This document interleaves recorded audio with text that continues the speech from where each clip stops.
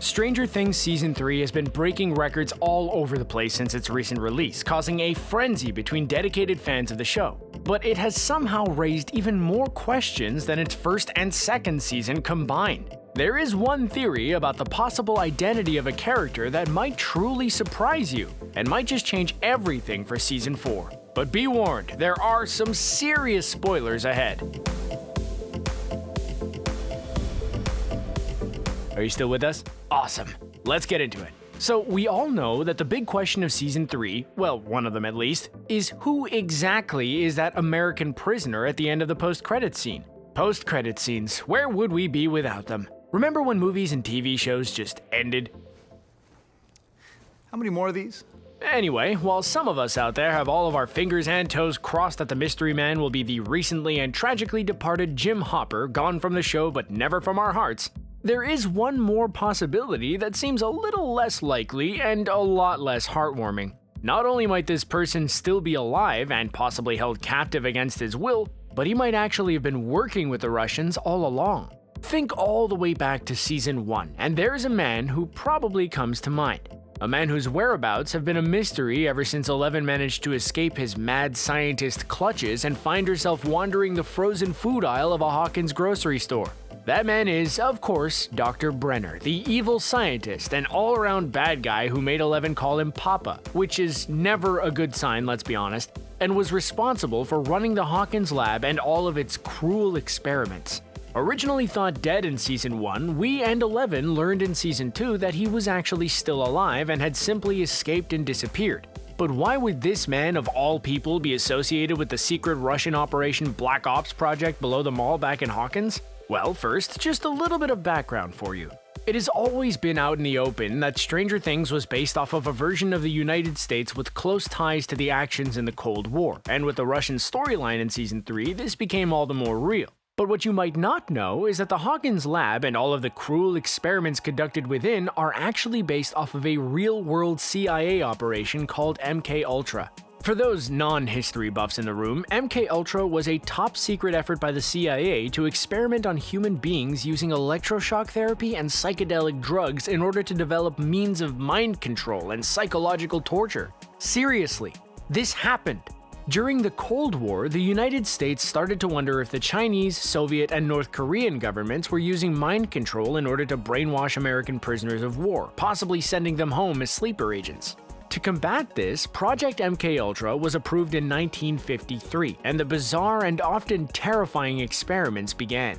Drugs like LSD and technologies like electroshock therapy were used on sometimes unwilling participants in an effort to develop tactics of psychological warfare that could be used against the Soviets. Project MKUltra went all the way from 1953 to 1964 before it was ultimately disbanded and hid from public knowledge for many years. The experiments done on Eleven and those like her in Stranger Things were inspired by these real-world events, but the actual reason behind them didn't quite come to light until this most recent Season 3. Now we know, of course, that the Hawkins Lab was the American attempt to unlock the Upside Down and hopefully harness the powers within, developing some mind control abilities along the way.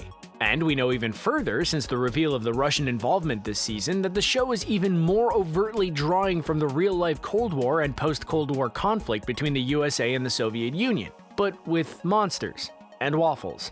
Even with all of this new information, there's one thing that is still a little bit unclear.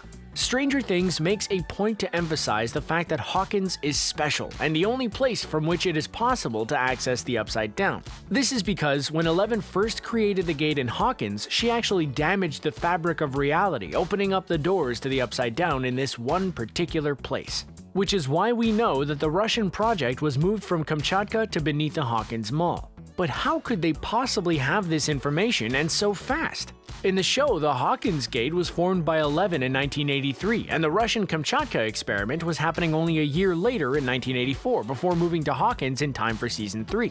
Geography aside, the Russians seem to have a whole lot of information about what exactly there is to find once they open up the Upside Down, and how to handle it. Well, sort of. No one can really handle what they find down there, but they certainly seem as prepared as can be. In episode 6 of season 3, Dustin and Erica find themselves still down in the Russian facility, and they stumble across some pretty interesting things. Cages that are the perfect size to fit a Demogorgon, and cattle prods strong enough to force one of the beasts into them, to be exact. There's just no way that they would have been able to know just what size the cages should be, and how to prepare to wrangle the Demogorgon without a little insider information. And that's where our buddy Dr. Brenner comes back in. Sure, there's the possibility that they simply acquired some stolen information from the Hawkins Lab at some point from an unknown source. But randomness and questions left unanswered isn't exactly the way the Stranger Things creators, the Duffer Brothers, roll. And if our high school geography holds up, Russia isn't exactly next door to Indiana, and these facilities were heavily safeguarded. The most likely scenario is that someone with the intelligence from the Hawkins Lab is working with the Russians, and a man like Dr. Brenner, who is also in need of some serious protection, might just be the guy for the job. We learn in Season 2 that Eleven's adoptive sister Callie, aka 8, has been hunting and killing their captors and torturers from Hawkins Lab, but was unable to find the man in charge of it all. While all through Season 2 we were led to assume that the CIA had simply been hiding Brenner, especially after it became clear that the Hawkins staff were being targeted and eliminated, that explanation doesn't really hold up. All the other ex-lab employees were being given shelter and protection from the CIA, and Callie was able to track them down without too much effort at all. So why did Brenner, out of all of them, escape detection? This question simply adds to the theory that he has been out of the country, heck, out of the continent entirely. Not only does this make a whole lot of sense, but the timing adds up perfectly. The Hawkins Gate was created accidentally by Eleven in 1983, the same time that Brenner officially went missing. Within a year of this happening, the Russians started developing their own gate project and trying to access the Upside Down and Kamchatka, seemingly with a ton of the same intel that the American project has. The Russians knew that there had been a gate created in Hawkins, and they knew about the Demogorgons. Remember those perfectly Demogorgon-shaped cages? But based off of what we know from the show, it doesn't seem as though they had any information about the Demo Dogs or the Mind Flayer, which actually helps to support this theory. These are both later discoveries, leading us to believe that after Season 1, they lost their contact inside Hawkins, which lines up exactly with the timing of Dr. Brenner disappearing from the country. They wouldn't have this current information because Dr. Brenner himself had to go into hiding the year before the Demo Dogs and the Mind Flayer came to light. While they might surprise us, as the Duffer Brothers are so good at doing, we wouldn't be too blindsided if this all got revealed in Season 4 of Stranger Things. And yet, even with all of this evidence, there is still a big question that we couldn't possibly know the answer to. Is Dr. Brenner a double agent, or was he taken hostage against his will? Maybe he didn't intend to work with the enemy and is actually the American prisoner in that oh-so-mysterious post-credits scene. But maybe not. Both would make for pretty interesting storylines. On one hand, we have a super bad guy who has proven himself capable of performing seriously evil acts on innocent children, doing whatever he has to do in order to protect himself so he can keep on with his evil doing and bad guyness. A true villain to build the next season around that we are rooting for 11 to defeat in a glorious final showdown of good versus evil. And on the other hand, we have the same terrible person captured and tortured for information, forced to collude with an enemy of his country and reveal damaging government intelligence. Dr. Brenner could be arriving in Season 4 a changed man, having been force-fed enough of his own medicine to have his humanity revealed and coming at us a much more complex character. Sure, the showdown might not be as triumphant and heroic for our 11, but this might leave room for a story that is a whole lot more complicated, and because of that, more human. Plus, 11 versus the Mind Flayer is a much more compelling final battle than a bitter old man. We know by the end of Season 3 that the Russians were able to capture biological material from the Upside Down, which includes at least one of the Demogorgons. And as shady government organizations usually do when they capture unknown species, at least on television, the next logical thing to do is to experiment on them. Will they try and harness the Demogorgons' power for their human soldiers, or brainwash the monsters into becoming their own personal, nearly undefeatable army? While we can't know for sure what the plan would be now that they have their hands on one and have it at least somewhat under the control, there is some seriously twisted poetic justice in seeing Dr. Brenner now experimenting on the creatures who almost killed him in Season 1. Not that Brenner triumphing over the Demogorgons is something we really want to see, because given the option, we'd rather see one of those bad boys take down the old doctor than the other way around.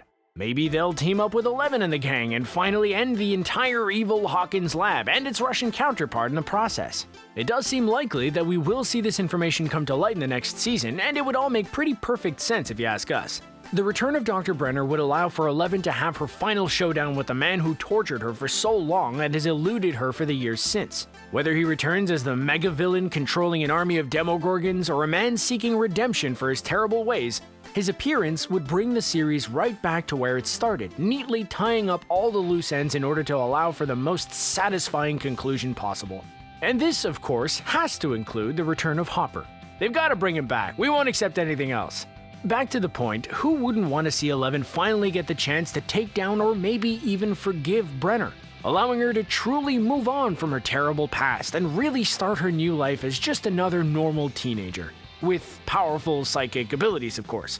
We most certainly would, and are really hoping for this kind of showdown in the final season of Stranger Things. It's what we and 11 both deserve.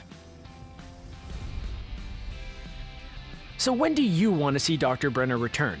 Will he lead an army of Demogorgons? Is the show on track to realistically bring Dr. Brenner back? Let us know in the comments below and share some of your other Stranger Things theories with us. Thanks for watching, and don't forget to subscribe to ScreenRant for more great content.